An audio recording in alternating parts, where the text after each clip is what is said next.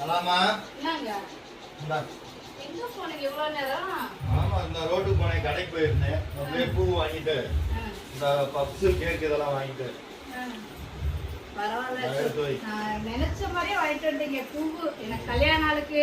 மக்களே இங்க பாருங்க, எங்க வீட்டுக்காரர் எங்க போனாருன்னே தெரியலன்னு இவ்வளவு நேரம் 1 மணி நேரம் ஆளக்கானான்னு பார்த்தா நம்மளுக்கு பிடிச்ச மாதிரியே பூவு, சாமிக்கு பூவு, இந்த ஸ்வீட்டு பப்ஸ் எல்லாம் வாங்கிட்டு வந்துட்டாரு மக்களே. நான் யோசிக்கல, ஆனால் வாங்கி கொடுத்துட்டாரு. அதே மாதிரி இந்த நைட்டி முதையே எடுத்து கொடுத்துருந்தாரு. இன்னைக்கு கல்யாண நாளுன்னு சஸ்பென்ஸாக வச்சு இன்னைக்குதே மக்களே போட்டிருக்கேன் நைட்டி. இந்த நைட்டி பிடிச்சிருந்தா அதே மாதிரி எங்கள் வீட்டுக்காரர் இந்த ஸ்வீட்டு இந்த பூவு எனக்காண்டு வாங்கிட்டு வந்திருக்காரு மக்களே.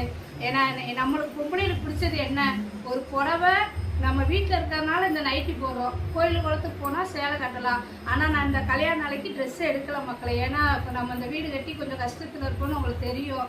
அதனால இந்த பூ ஃப்ரிட்ஜில் வைக்க, இந்த பூவும் இந்த ஸ்வீட் வாங்கி கொடுத்தது காலையில் இந்த குங்குமம் வச்சு விட்டதே போதும் மக்களே. அதே என் கடைசி வரைக்கும் இந்த பூவும் பொட்டும் இருந்தாவே நமக்கு போதும். பொம்பளை ஆளுக்கு வேறு என்ன வேணும்? இந்த நைட்டி நல்லா இருக்கான்னு பாருங்க மக்களே.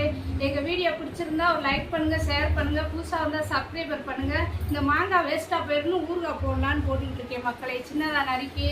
அதே மாதிரி நான் இன்னைக்கு கல்யாண நாள் பார்க்குறவங்க எல்லாருமே எங்களுக்கு வாழ்த்து சொல்லுங்கள். எங்களை மாதிரி கல்யாண நாள் கொண்டாடுறவங்களுக்கு நாங்கள் வாழ்த்து சொல்கிறோம். பிறந்த நாள் கொண்டாடுறவங்களுக்கு வாழ்த்து சொல்கிறோம் மக்களே.